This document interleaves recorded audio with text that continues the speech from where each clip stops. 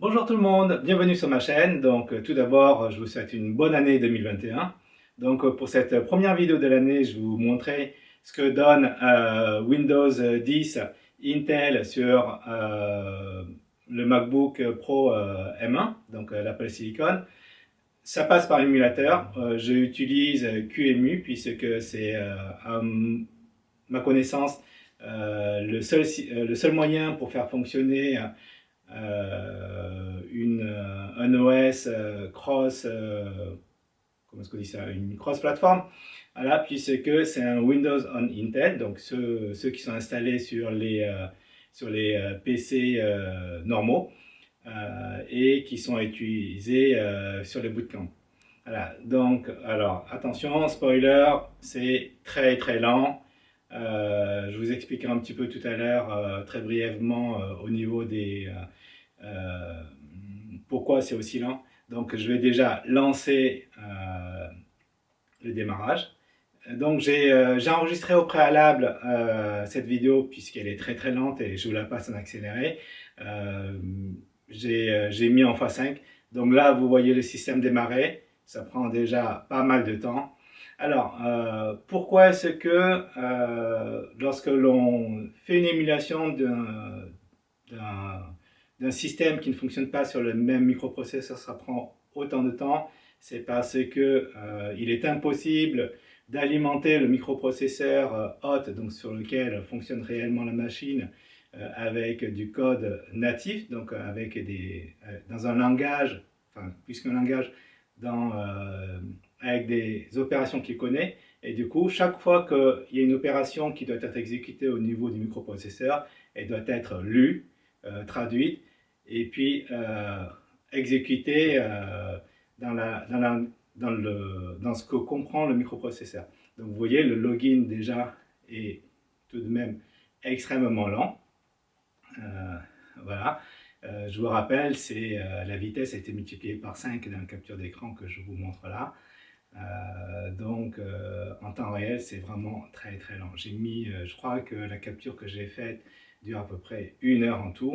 Vous aurez le lien pour le voir en temps réel, enfin en temps réel, en non accéléré. Donc si vous voulez voir ce que ça donne réellement, visionnez cette vidéo, le lien est dans le commentaire. Donc, voilà. Comme je vous le disais, l'exécution est très très ralentie parce que chaque fois que la machine virtuelle doit exécuter une instruction du processeur, elle doit être lue, euh, convertie en processeur Intel, par exemple, avant d'être, enfin, elle doit lire l'instruction Intel, traduite en instruction M1, et ensuite exécutée sur M1. Voilà, donc ça prend beaucoup de temps, enfin ça ralentit beaucoup. Ensuite, ça empêche aussi tout ce qui est optimisation au niveau de l'exécution du processeur. Il y a une tonne d'optimisation qui est liée comme de l'exécution spéculative en anticipant le résultat et en exécutant à l'avance, par exemple. Tout ça, c'est plus trop possible. Ou en tout cas, ça prendrait plus de temps que ça n'en fera gagner. Tout ce qui va être gestion des étages exécution lorsqu'on fait des pipes. Donc en fait, on va dire dans cette manière de faire là, l'instruction est lue, ensuite elle est exécutée, mais pendant l'exécution, une autre instruction est lue.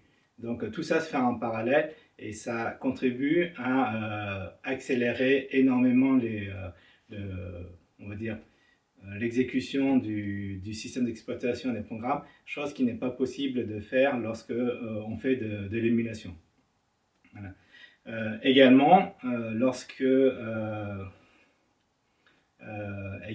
Lorsqu'on utilise des architectures qui sont différentes entre la machine qui va être exécutée dans une machine virtuelle et le microprocesseur sur lequel la VM tourne, donc VM Virtual Machine, donc en français machine virtuelle, il n'est pas possible d'utiliser les systèmes d'hypervision.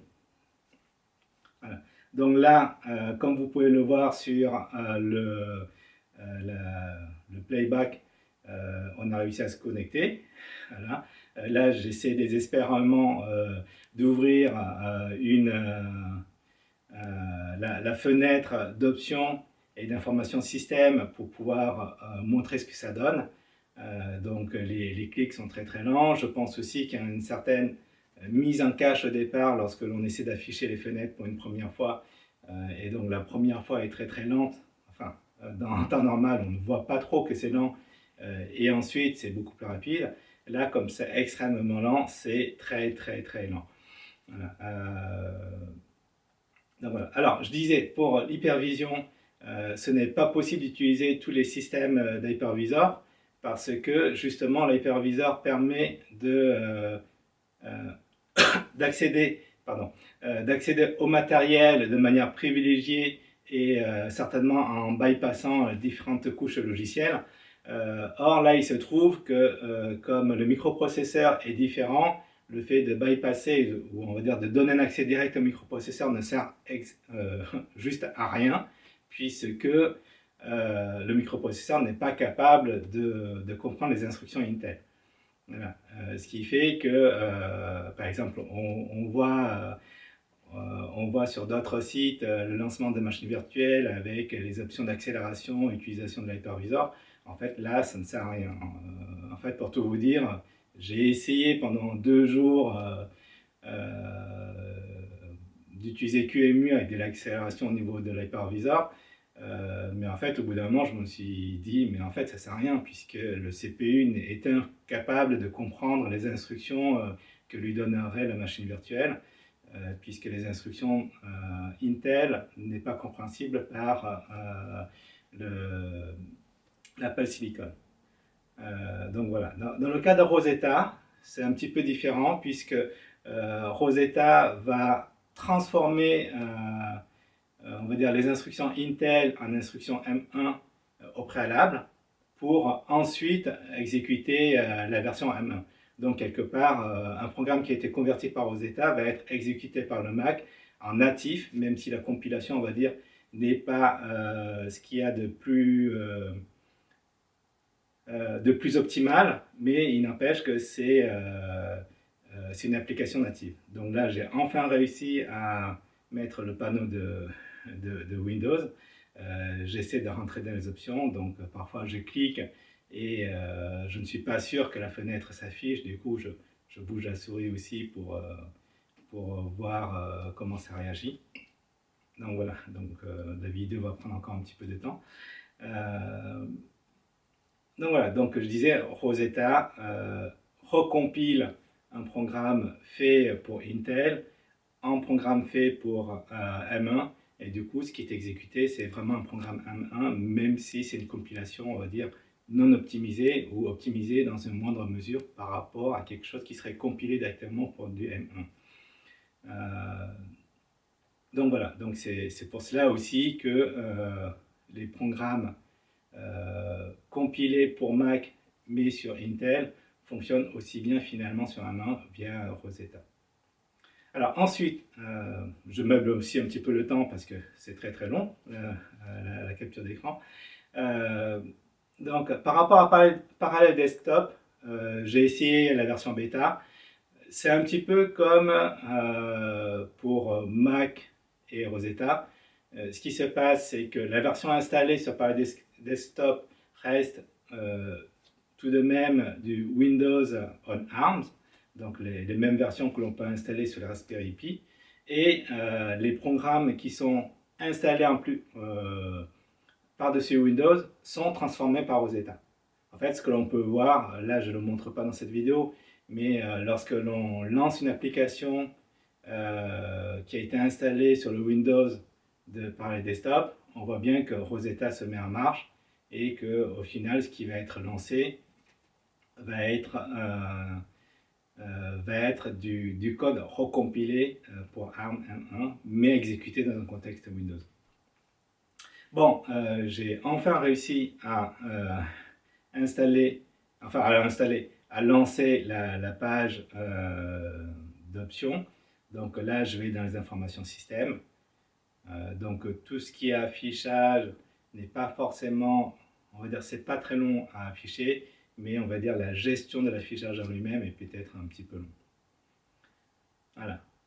Donc là, c'est vrai que au niveau, on va le voir, mais au niveau des options de la page d'information système, on va voir que le CPU, c'est un CPU QEMU et pas ARM ou Intel. Mais en tout cas, c'est bien l'émulateur x86-64 que j'avais exécuté. Vous remarquerez sur la vidéo que les processeurs enfin les cœurs ne sont pas très sollicités, puisque celle qui est la plus sollicitée est peut-être aux alentours de 50%, un petit peu moins même. Ça voudrait peut-être dire que en termes d'exécution de la machine virtuelle, donc exécution, ça veut dire lire les instructions Intel, les traduire, ensuite exécuter ce qui a été traduit pour en avoir le résultat, et peut-être limité par autre chose. Ça peut être des vitesses mémoire, ça peut être des accès au disque dur. Là, je ne sais pas trop pourquoi est-ce que, en tout cas, cette phase de lecture,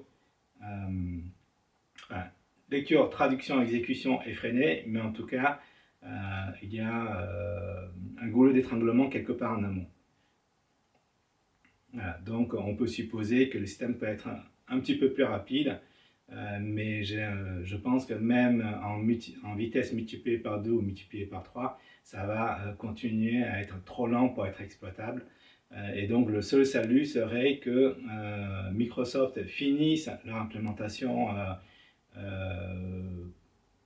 de traduction un petit peu leur système équivalent à Rosetta, pour que leur Windows on ARM puisse exécuter ou en tout cas traduire les programmes Windows 64 et être exécutés avec une vitesse normale. Et à ce moment-là, on pourra utiliser les programmes Windows 64 bits, même s'ils étaient compilés par Intel, sur du Pi Desktop ou du VMware ou d'autres systèmes similaires. Donc voilà, donc maintenant dans la vidéo, maintenant que je vous avais montré l'écran d'information système, là je vais éteindre la machine virtuelle. Donc ça prend aussi pas mal de temps, vous allez voir. Donc voilà, donc je pense qu'aujourd'hui il ne faut pas se faire d'illusions. Du bootcamp sur du Windows 64 comme on le ferait sur la version Intel de Windows 64, ce ne sera pas possible, puisque de toute manière le microprocesseur de Apple ne comprendrait pas les instructions pour Intel. Du bootcamp pour faire du Linux, du Windows 64, Windows on ARM, ça pourrait être utile. Maintenant, ceux qui ont réellement besoin d'un Windows 64 Intel ou même d'un Windows 7 ou d'un Windows 95, pour ceux qui utilisent des applications qui sont très très vieux et qui n'ont plus d'équivalent et que ça leur est indispensable, le plus simple c'est d'avoir un autre ordinateur Intel à côté, parce qu'il n'y aura pas de réelle alternative à ma connaissance pour pouvoir adresser ce besoin. Voilà, donc si vous avez aimé cette vidéo, n'hésitez pas à mettre un pouce, voilà, et à mettre vos commentaires pour si vous avez des questions supplémentaires, si vous voulez donner votre avis. Et je vous mets également en lien la vidéo non accélérée pour que vous voyez ce que ça donne en vrai. C'est vrai qu'en accéléré, on ne voit pas forcément, on ne réalise pas en fait le temps que ça prend. Mais la petite vidéo en incrustation prend réellement 1 heure juste pour afficher, allumer le système, afficher la page d'information système et pour l'éteindre. Voilà, donc n'hésitez pas à mettre un petit pouce si vous avez aimé la vidéo, si vous avez trouvé intéressante. Et n'hésitez pas à mettre des commentaires, j'essaierai d'y répondre autant que possible. Voilà, donc au revoir.